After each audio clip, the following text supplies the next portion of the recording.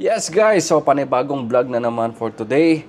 Magbibigay lang ako ng tips kasi may tanong sa akin kung ano yung mga dinala kong gadgets sa pagbablog nung nakaraang bakasyon. So nagbakasyon tayo nung May 2000, this year lang, nung May. Ayun, ibibigay ko yung mga tips na gamit ko, kung ano yung mga gamit ko nung nagbakasyon ako. Kasi may nagtanong nga sa atin na tropa. So ayun, ito lang yung gadget na gamit ko nung nagbakasyon tayo. So, siyempre, pag babakasyon ka, hanggat maaari, minimal lang yung dala mo. Wala masyadong hassle, ayaw mo mabibigat na camera. Hindi ko nga dala yung ano ko yung mga may doon ako isang DSLR pala na dala, pero hindi ko siya laging ginagamit kasi lagi lang ako nagano, isang film camera. Yun, pero ang pinaka main na kailangan mo talaga pa nagbabakasyon, ito yung mga mas nagamit ko nung bakasyon ako. Mas na ano ko siya, nagamit sa vlogging. Again, sa pagbablog lang.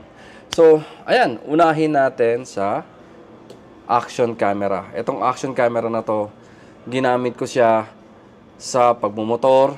Ayun, the best siya sa pagmumotor. Parang may ano ka, yung view mo nasa harap ng motor, sulit siya. Tapos, ginamit ko rin siya sa sa drone.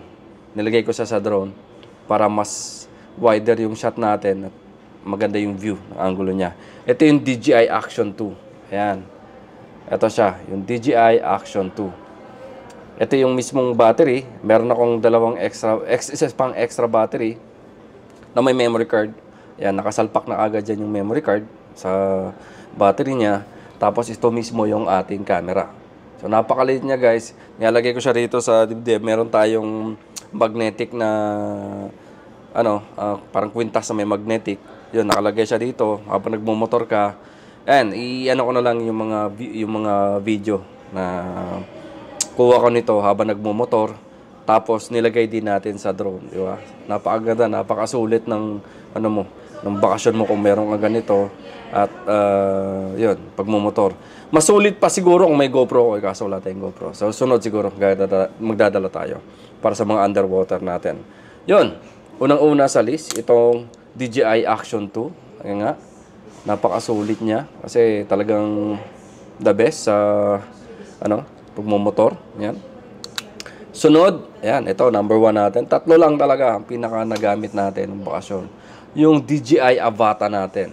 Ayan. Actually, ito Avata 2 na to eh. Meron tayong DJI Avata 1. Ayan nga, sa mga palad, napunta siya sa dagat. Kasama yung Action 2 ko. Pangalawang Action 2 ko na to. So, ayun. Yung DJI Action 1. DJI Avata 1. Yung first version ng Avata. Napakasulit guys. Sobrang na-enjoy ko talaga yung paggamit ng Avata. Kaya dami kong video nun na Avata kasama yung parang nakaganto siya, nakaganyan. Yan, Avata na 1. Tapos meron akong adapter na nilagay ko yung Action 2. Nakaganyan siya. So napakasulit guys. Papakita ko yung mga yung mga sample clips niya. Pero nakaganyan siya. Yan. Yung Avata 1 plus yung Action 2. Yan. Sobra sulit yung pagkakakuha ko ng ng mga videos natin, mga video clips natin sa Sikihor. Ayan, panalo siya. Talagang mas nagamit ko siya. Meron tayong Mini 4, Mini 2. Pero mas talagang nagamit ko yung Action Avata 1, yung version 1. So, ayan, paplano pa ulit akong kumuha ng Action 1. Soon, makakuha rin tayo ulit ng Action 1. At syempre, yung pinaka-last na gamit ko sa pag-vlog, yun, naputol yung video natin. So, yung pinaka-last natin na gadget na ginamit ng bakasyon is syempre yung iPhone 15 Pro Max natin. So, yan. Sulit na guys. 4K 60 frames. Maganda rin ang audio niya. Ayun, the best. Ito yung ginamit natin sa pag-vlog ng bakasyon natin. Meron tayong ZVE1 pero hindi ko masyadong nagamit kasi nga minsan yung battery nalolobat kagad. So, ayan. Ang pinaka-the best talaga gamitin, yan, iPhone. So, anytime, pwede ka mag-shoot kung kailan mo gusto. Diba? Basta't meron kang mobile. Panalo na. So, ayan. Ito yung tatlong gadget na gamit ko nung bakasyon. Siyempre, dito yung natin, yung DJI Action 2. The best siya. Kahit sa 2024. Madali rin siyang mag-init pero okay lang. Tapos itong DJI Avata 1 natin. At mobile. So, ito yung tatlong item na gadget na gamit natin nung bakasyon. So, yun guys, I hope may napulot kayo sa mga pinagsasabi ko. Ayan, hanggang dito na lang. Thank you and mabuhay.